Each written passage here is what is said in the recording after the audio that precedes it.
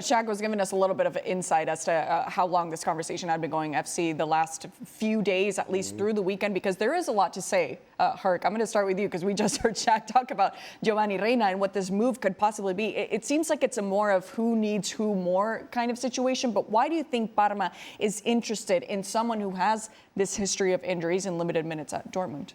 Well, Parma is going to be looking to stay afloat in Serie A, and Giovanni Reyna is going to be looking to stay afloat with his career. He's not played.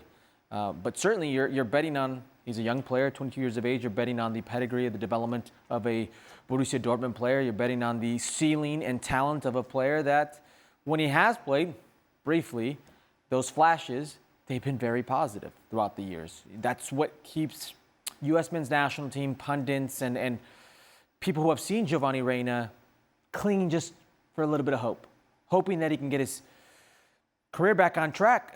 Listen, Giovanni Reyna is 22 years old now, 22 years old. Last time we really saw him play, he was 17 going on 18.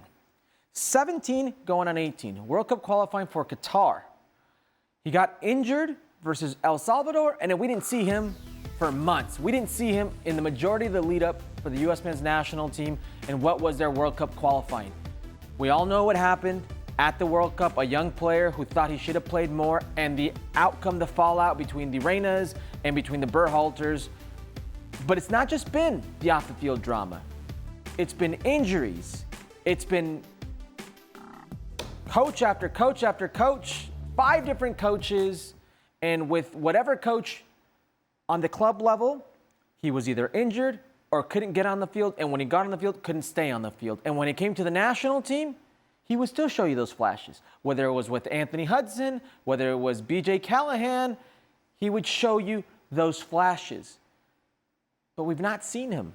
We've not seen him at the club level, and we've not seen him recently with the U.S. men's national team. And he's fallen so far off the cliff with the U.S. men's national team where we didn't think that would happen, because at least with Christian Pulisic, when he wasn't playing at Chelsea, the U.S. men's national team was a refresher for him. That this last Nations League, where he was called in by Mauricio Pochettino, he needed a goal. He needed a spark. He needed somebody to inspire life to a team that was losing against Panama. He gets left on the bench. They go with other options. They go with MLS players over Giovanni Reyna. So right now, it's 12 minutes he played at the Club World Cup. He is beyond the outside looking in. A player with probably the highest ceiling in the pool. Way beyond the outside looking in. So it's what do they see in him? They see a player that can hopefully regain that spark, but I'm in line with my colleagues. This is a player that you can't be thinking World Cup right now. You got to be thinking your career. You got to be thinking, I got to get my life back on track. He just got married over the weekend. Yeah. Hopefully there's some maturity that comes with that. Hopefully stability. Hopefully he thinks that his life could be going in the right direction, and that could be a catalyst for something to happen on the field, because he desperately needs it. I think there's a number of ways. Certainly, if you're in the Reyna camp, you can spin this. You can spin the frustrations over the last few years. First of all, we've seen Dortmund kind of promote and produce young talent and sell that young talent on. That's pretty much been their business model. Of course, there are other examples, there are examples who've kind of gone beyond that, the Marco Reus's, et cetera, who stayed on for a much longer time. But in the most part, they're willing to take chances on young players, promote them to the first team with an eye of moving them on. And then Gio Reyna just kind of missed that window. And then you wonder if his lack of minutes was due to injury or his injury due to lack of minutes. And I say that in that if I'm 90%, and I'm fine to play at 90%, I've played many a time at far less than 90%. But if the manager then says, well, you're on the bench. No, I'm not so willing then I'm like, well, let me get myself back fully fit and really make a go. So you wonder, again, how much of that was one or the other. And if I'm Gio Reyna, part of that camp, I'm painting it as, well, I wasn't going to be included because I'd missed that kind of window to be moved on, and therefore, unless I was 100%, I was not going to be available. And as a result, there was a lack of minutes, and with that lack of minutes comes a lack of consistency. Even when he's favored with the U.S. men's national team and given his role with the U.S. men's national team over the years, if you aren't playing consistently at club level, you will not perform consistently at international level. You'll have sparks, to Higgs' point, but you won't perform consistently. And now Parma has given him an opportunity. And there are a number of things that are tied into this. One, Gio Reyna's talent, or certainly prospective talent that you saw a few years ago. A team that finished 16th in Serie A, with a new manager coming in Carlo Cuesta, who has spent some time under Mikel Arteta, brought through young players himself, and kind of understands the role from that perspective, and kind of given Arteta's own approach. You wonder if it's pretty much a mirror image, which I think works well for Gio Reyna.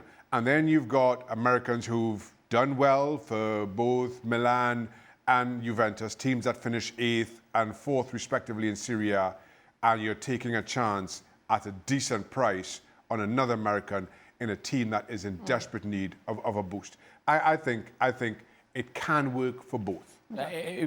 It needs to work. It needs to work for both.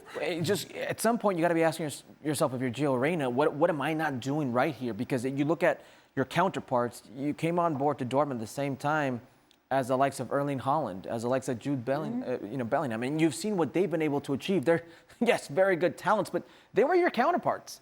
Gio puts up a picture, and these are the guys, these are his friends commenting on his Instagram post. The American dream, that's long gone. We don't think of Giovanni Reyna no longer as a prospect. He's not a 16-year-old who broke onto the scene that was a wonder kid, for the world to see, that had everything going for him moving forward. He's now bordering this territory of a what could have been.